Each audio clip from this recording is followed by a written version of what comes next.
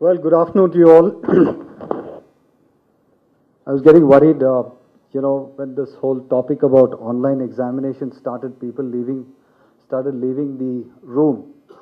I think examinations is a subject that kind of makes everybody shudder. Um, Thankfully, and Madan started off by saying that he has a sense of deja vu.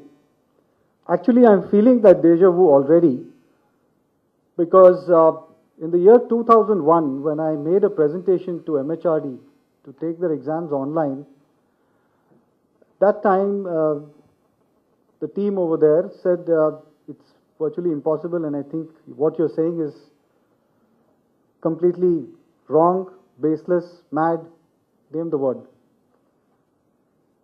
And from that day on till today, it's been a very interesting journey. What I'd like to share with you is a completely Indian approach, Indian experience, Indian way of doing. I think Indians are very good at doing things, learning and making it better.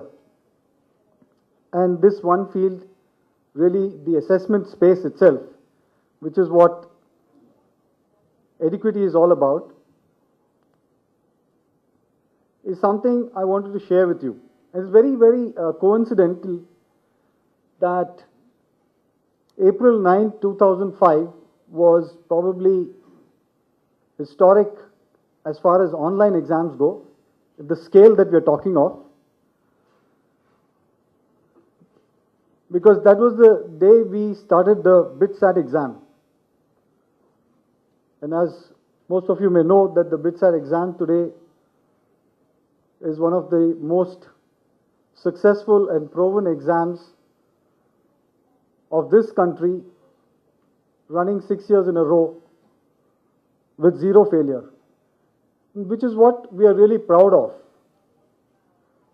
Because the reasons are, and the kind of environment that we have grown up with and grown up in, that the examination business is a very high-stake business. If something goes wrong, then your entire career is gone. It is like running a 100-meter race in the Olympics. You always look at the first person, you never look at the last person. Or by chance, if at that point in time you cannot run, despite all the preparations that you have done and all that you have gone through, it's all over for you. 1 year can change an individual's life. And so we have given it so much of importance, so much of haloed effect to this whole thing, that whenever we talk about exams, we get nervous. And then when we talk about it in an online model, it becomes even more nerve-wracking, because now you say you have introduced technology and we don't know what technology is doing to a very, very proven approach towards conducting exams. But as you see, here is the present scenario, and as the numbers grow in this country, we have to change, we have to adopt, we have to innovate, we have to improve, and we have to find ways of making this more and more interesting for some of the key stakeholders. If you notice, the challenges that we have to address with the technology platform is how do we move from an end product approach of a theoretical education to a more individualized approach towards assessing individuals? How do we move from a time-bound approach to a more flexible approach? How do we look at other skills that we do not actually measure, which play the biggest role when actually you become an adult and when you go into a work life? How do we look at all those aspects? And how do we use the technology platform to assess this? And how do we actually make the examiners or the teachers, the whole day we've been hearing about teachers who play the pivotal role as far as the students' development goes, how do we actually motivate them to make this platform, this new platform, a platform that they can easily adapt to and find new ways of assessing. So with these kind of key challenges, we need to look into how we can make an assessment process which is a continuum, which brings out the best in the candidates and which aligns to the teaching methodology itself. And one can go on talking about this subject because there are various ways of doing this in the environment that we have grown up. In the Indian environment, we are extremely innovative, we are extremely good, very creative if we are given the right atmosphere and the right platform to do things. I'm just listing down a few things that you would use technology, by using technology, how it actually helps. And there are enough success models that are proven to do this in whether it is a small scale format or a large scale format. Today, I think we have arrived, and we have arrived better and bigger than most other countries. China, of course, is there, but when we look at from an Indian perspective and given the ground realities, in fact, the biggest challenge that we face in this country is that as providers, we really do not understand the ground realities.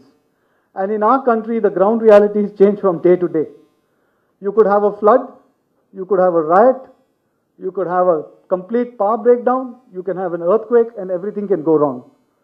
But thanks to the technology model, which is more flexible, it gives you the opportunity to let individuals take these assessments at their own pace and does not put pressure in an already pressured environment for the children. So really, the advantages of leveraging technology is to actually look at the true potential of an individual. How can we make it more adaptive, interactive, objective, subjective, dynamic? And there are enough examples today of that. Enough examples of how innovative assessments, both in knowledge and life skills, can actually assess the individual's potential.